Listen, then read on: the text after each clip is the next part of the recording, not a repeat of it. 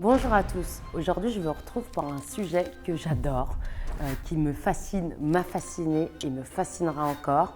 Donc vous l'aurez bien compris, qui est en dehors d'un espace-temps linéaire et vous allez comprendre plus tard, au fil de la vidéo, pourquoi je dis ça. Donc c'est un sujet qui est fascinant quand on fait ses premiers pas dans le monde du subtil, de l'invisible, de la spiritualité, je ne sais pas comment vous l'appelez comme vous le souhaitez. Eh ben, c'est un des premiers sujets. Comment est-ce que je peux manifester la vie, la réalité que je souhaite? Comment je peux me reconnecter à mon pouvoir créateur? Et souvent, ça va être des techniques de manifestation. Et c'est ça que j'ai envie d'explorer avec vous aujourd'hui. Pourquoi ça marche? Pourquoi ça ne marche pas? Quels sont les principes fondateurs? Qu'est-ce que nous dit la loi de l'attraction là-dessus? Et en quoi la loi de l'attraction, comme on l'a pu la connaître, celle en tout cas auquel je fais référence et je vais spécifier, peut avoir des limites. En quoi manifester ou se reconnecter à son pouvoir créateur, ce n'est pas devenir Dieu tout-puissant et être capable de manifester ce que je souhaite. Et on va voir pourquoi. Selon, encore une fois, mon éclairage, mon expérience et ma réflexion sur ce sujet-là, ce que je souhaite explorer, vous transmettre et vous partager aujourd'hui. Et je sais que c'est un sujet qui fascine et qui interroge. Et dans cette vidéo, j'ai envie d'aller explorer toutes ces facettes-là. On va commencer par la loi de l'attraction. La loi de l'attraction, en fait, ça nous dit que si j'aligne mes pensées avec, par exemple, je veux devenir riche, eh ben, je vais finir par devenir riche. C'est un peu le secret. Donc, ce livre, il a eu encore une fois le mérite d'éveiller les consciences sur une capacité qu'on a de co-créer, mais il a fait aussi beaucoup de dégâts, comme dirait Philippe Guillemant, parce qu'il y a des précisions qui n'ont pas été apportées. Et en l'occurrence, la première que j'ai envie d'apporter là, quand je pense à cette notion de la loi de l'attraction, c'est-à-dire je pense à une chose fort, j'aligne mes actions avec ça et puis ça arrive. Pourquoi ça ne marche pas? Il y a plusieurs raisons à ça. C'est le mental. Nous ne pouvons pas manifester depuis le mental et ça, je vais revenir dessus. 2, quelle est l'intention source de cette manifestation? Je prends l'exemple de je veux de l'abondance. Pourquoi en fait? Est-ce une insécurité qui est derrière? Qu'est-ce qui est le vrai moteur de cette intention-là? Parce qu'en fait, si on ne se focalise pas sur le vrai moteur de cette intention-là, on a très peu de chances de pouvoir manifester ça dans notre réalité. Donc il y a ça. Et c'est cette posture humble aussi, cette posture humble face à la vie. En fait, je peux être dans mon intention source, hors du mental, et être dans une posture de manifestation. Et pourtant, il y a des éléments qui nous échappent. Le quand et le comment. Le quand et le comment, c'est 2 questions qui sont super chères au mental. Pour moi, ça, c'est des notions qui vont freiner et qui vont nous empêcher de manifester.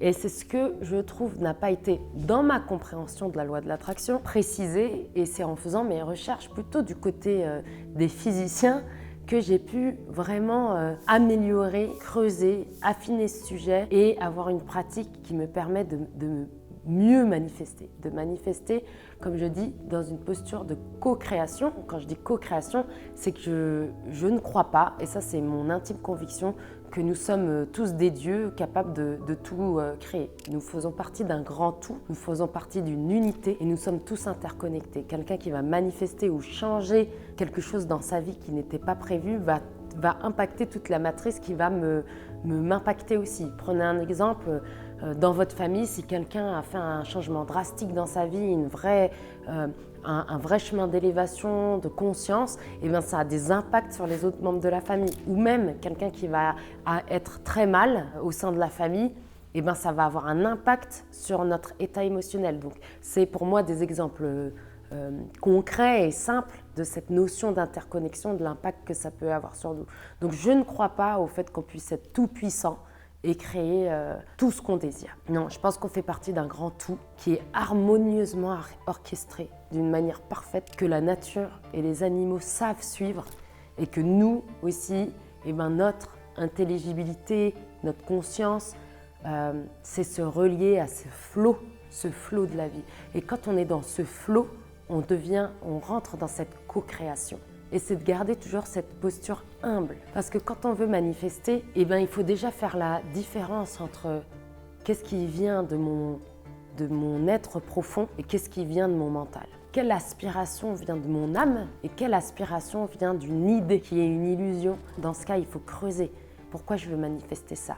qu'est-ce que je cherche profondément derrière. Et d'ailleurs, vous le verrez dans l'interview que j'ai eu la chance et l'immense honneur de faire avec Philippe Guimont. Pour lui, il y a un futur réalisé, notre futur est déjà réalisé. Donc il faut juste sortir de cet espace-temps linéaire, passé, présent, futur, dans lequel vit le mental. Notre être, selon la physique, vit dans un espace-temps non linéaire où le futur est déjà réalisé, le passé peut être changé. Oui, ça fait mal au crâne, mais c'est ce que nous disent les physiciens. Et pour lui, donc Philippe Guimont, le futur est déjà réalisé, on peut changer de futur, mais pour lui, le libre arbitre est un libre arbitre illusoire, qu'il est possible de changer de futur.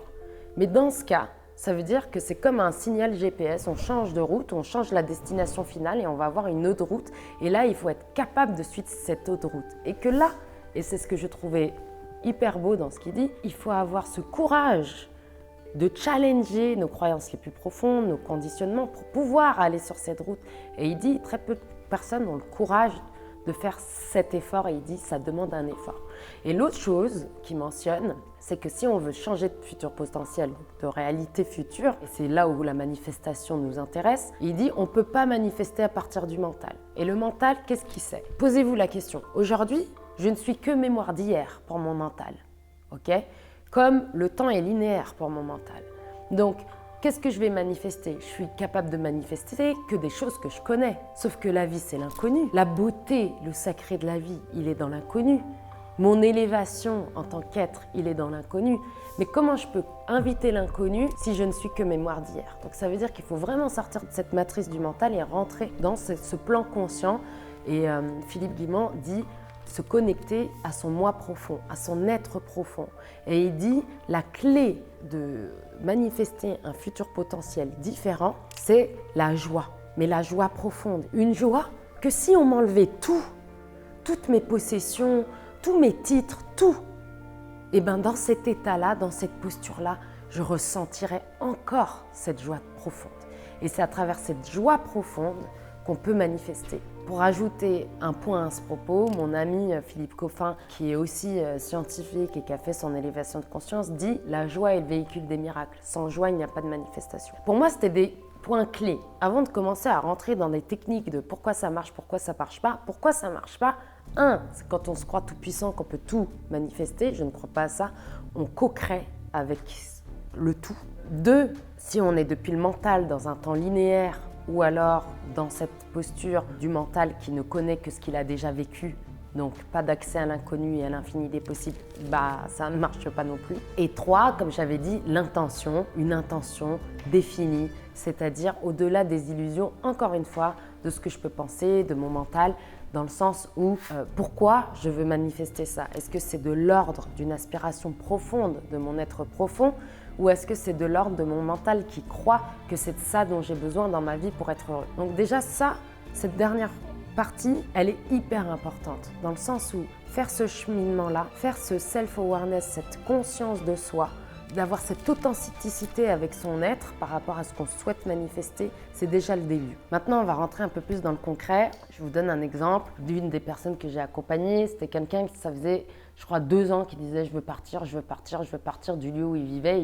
Il voulait partir à l'étranger. Dans ce que le mental, pour lui, associait à un état de bien-être, d'aventure, entre guillemets. Et en fait, au bout de 2 ans, en effet, il a bien déménagé et changé de vie, mais ce n'était pas du tout un lieu qu'il aurait choisi par lui-même. Et pourtant, cette aventure à l'étranger lui a apporté bien plus que ce qu'il aurait imaginé recevoir ou avoir. J'aime bien cet exemple parce qu'il y a eu un appel, j'ai envie d'aller vivre ailleurs.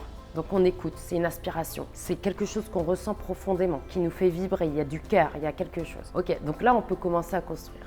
Ensuite, c'est d'avoir cette posture ouverte, de réaliser que voilà, qu'est-ce qui me tient vraiment à cœur? Et maintenant, le quand et le comment, ce n'est pas de mon ressort. Je me laisse guider par le flot de la vie.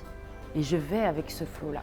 Et c'est ce qui va me permettre en fait de pouvoir accueillir des beautés inconnues à ce que je connais, en tout cas à travers mon esprit analytique. Ça, c'était un bel exemple de manifestation. Ensuite, j'aimerais revenir sur ce point, sur la loi de l'attraction. On a vu pourquoi ça marchait pas avant, enfin les points clés. Mais pour moi, c'est avant tout, j'attire ce que je suis. Par exemple, le bonheur, quelqu'un qui est joyeux, il va être contagieux. Il va forcément s'attirer plus d'opportunités. Je donne un autre exemple. J'avais été invitée à faire un speech sur le networking du cœur. Le networking, c'est une notion très importante qui fait partie de tous les programmes de leadership où on va vous dire comment créer votre réseau. Mais si j'y vais en me disant je veux connecter à la personne la plus influente qui a le plus gros poste de la soirée, mais dans quelle énergie vous êtes en fait? Déjà, il n'y a pas de don, il y a je veux prendre. Donc, ce que vous dégagez, ce que vous êtes à cet instant-là, va pas vous attirer ça. Le networking du cœur, c'est d'être dans le partage, d'être curieux, d'aller à la rencontre de l'autre, de donner, de recevoir, d'être dans cette posture d'accueil, de don, d'échange. Et là, oui, vous allez pouvoir faire des connexions, rencontrer des gens avec qui vous avez des points communs, des vraies discussions au-delà du small talk. C'est un exemple concret pour montrer en fait j'attire ce que je suis et des gens qui vont être dans cette posture. Tout le monde dans ces événements de networking ont envie d'aller leur parler et pas du tout envie de donner une carte et faire son CV. L'autre personne a fait son CV, so what? Et tout le monde, pour rester poli, s'ennuie. Et on revient à cette notion d'être profond. Qui je suis à l'intérieur? Alors cette question, elle donne le vertige si on va vraiment au bout de la réflexion.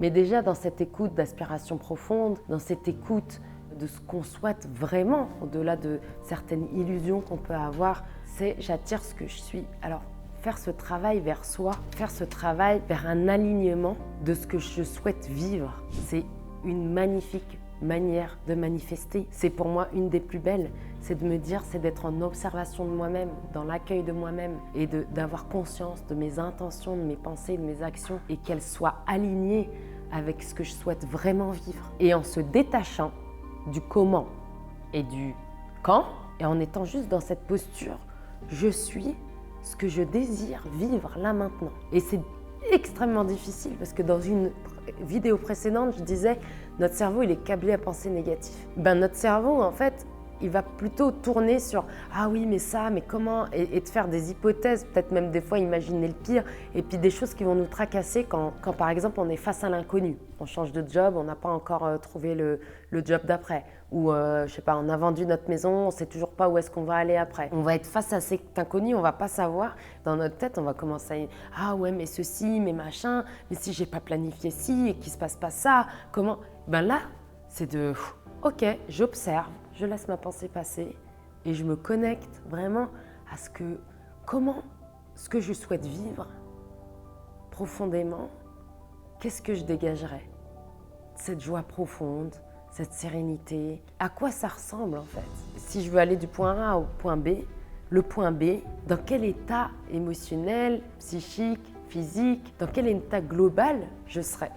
Et comment je me sentirais? Et c'est de réinviter ça dans l'instant. Surtout quand on a ces questionnements-là.